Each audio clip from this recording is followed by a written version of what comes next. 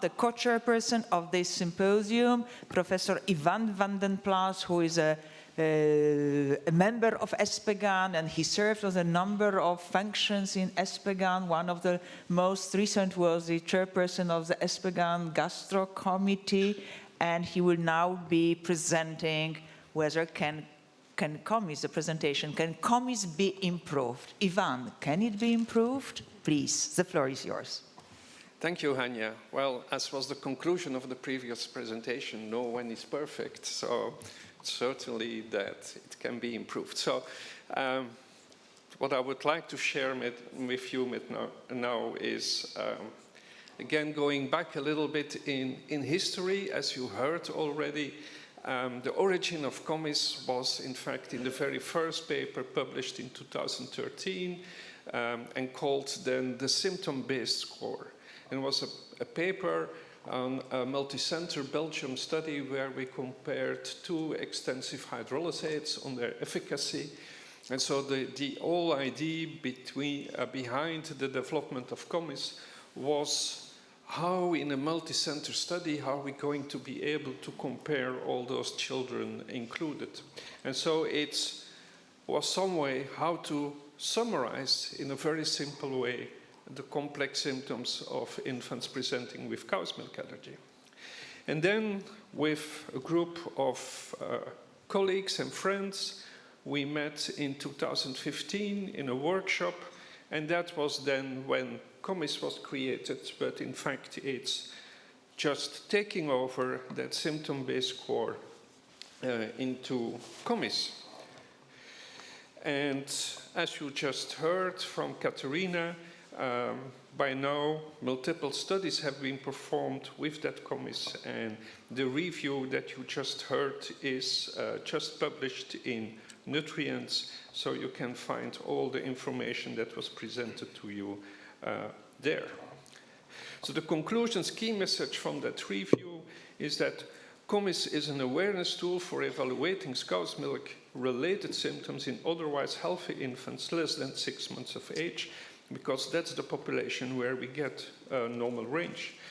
And a cutoff of 10 or more may be suggestive of cow's milk allergy, according to the percentile 90, which was performed in that healthy population.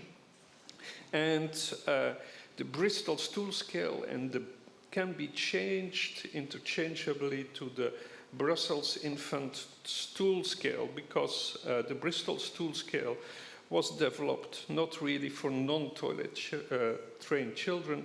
In the meantime, we developed a stool scale for non-toilet trained children. So we met again with a group of colleagues and friends on Monday, March 21st in Lausanne to debate on an update for CoMiSS, because after all this experience, time had come to see if we can improve CoMiSS. And so the paper is actually in review, the cow's milk related symptom score, the 2022 update. So we discussed several manifestations of cow's milk allergy and then voted on that. And I would like now just to share with you these discussions points that we had during that meeting. So many signs and symptoms of cow's milk allergy can be seen in both IgE as well as non-IgE mediated disease. And everyone agreed on that, and we always separate IgE from non-IgE mediated allergy, but in fact, symptoms do overlap, and it's sometimes so not always easy to recognize on symptoms which children are suffering IgE or non-IgE mediated allergy. Anaphylaxis should not be part of CoMiSS, and we all agreed on that, because anaphylaxis requires urgent action and not filling in a score.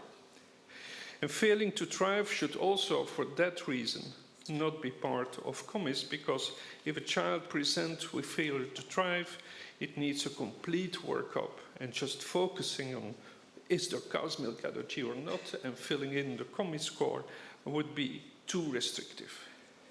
For the same reason, hematochezia should not be part of CoMiSS, because if it's in healthy infants, it often does not require intervention. And CoMiSS should be, and also hematochezia can be the consequence of infections and have multiple other causes. And CoMiSS should preferably be used in infants less than 6 months of age, and we all agreed on that, but we thought that it can certainly also be used in children up to the age of 1 year. We need normal data in those older infants, but many infants are long-time breastfed and get only in contact with cow's milk protein after the age of 6 months. And a cutoff of 10 or more is suggestive as the new cutoff value for the risk of cow's milk-related symptoms based on that percentile 90, which was published in the normal population. So the age limit of CoMiSS up to 6 months or 12 months was debated. And in favor of the 6 months, as I said, is that data in apparently healthy population is limited to 6 months of age. In favor of the 12 months is that cow's milk is often introduced only after the age of 6 months. But there was certainly consensus that CoMiSS should not be used beyond the age of 1 year. Next was existing since at least 1 week should be added to all the symptoms except for urticaria and angioedema. And there was a lot of debate also about urticaria, because acute urticaria is one of the most frequent signs of IgE-mediated cow's milk allergy. And if recurrent or lasting more than a few hours, urticaria is mostly not related to cow's milk allergy. But the more than 1 week is added to exclude all those acute situations in which the same symptoms may manifest. And the scoring 1 to 6 in function of duration of the crying for crying and irritability was kept unchanged, and everyone agreed on that. And the same is true for the scoring on regurgitation, that remained unchanged, although we had a lot of discussion because in the original CoMiSS it says coffee spoon, and it seems that coffee spoon has a totally different meaning in different countries. So we changed that to 5 milliliters, which is a coffee spoon in Belgium. The scoring 1 to 3 in function of severity of respiratory symptoms remains unchanged. And that was certainly also debated because, of course, the vast majority of respiratory symptoms are caused by infections. But removing it would change the CoMiSS, which means we cannot use the information from the 25 papers that had been performed with the previous codes. So it was decided to keep it unchanged. And the scoring 1 to 6 in function of the extension and severity of atopic eczema remains unchanged. One of our group thought we should only focus on gastrointestinal symptoms and not include other symptoms, but again, that would change CoMiSS totally, which means, again, that we cannot use all the acquired information. Urticaria is maintained, but angioedema is added to urticaria, and the same weighting is kept for both. So now it reads urticaria and or angioedema. No, 0, yes, 6, with the same comments. If urticaria and angioedema can be directly related to cow's milk, again, drinking milk without any other food, this is strongly suggestive of cow's milk allergy and may not need further cow's milk challenge. And most of our group, 8 on the 10, agreed on that.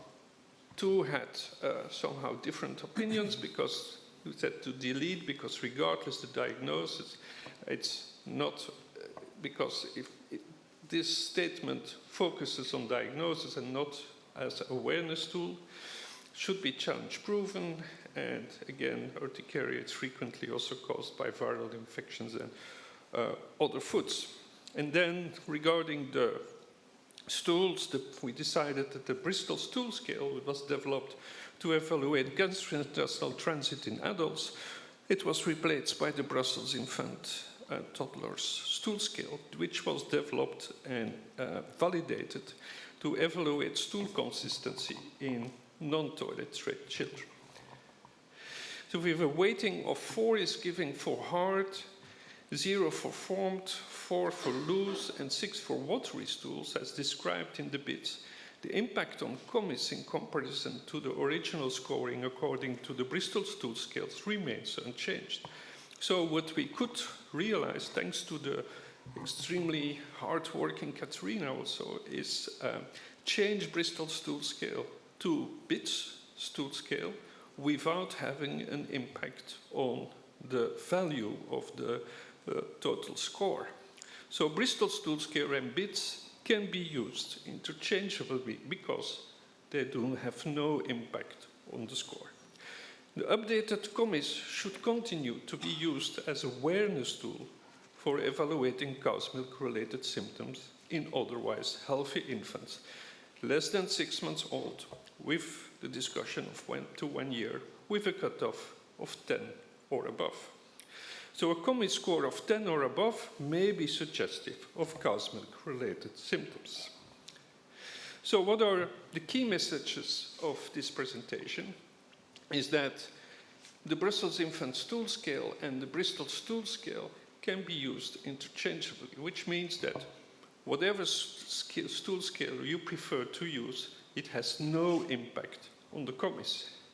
And CoMiSS is an awareness tool for evaluating cow's milk-related symptoms in otherwise healthy infants less than 6 months of age, and it's extendable up to maximum the age of 12 months.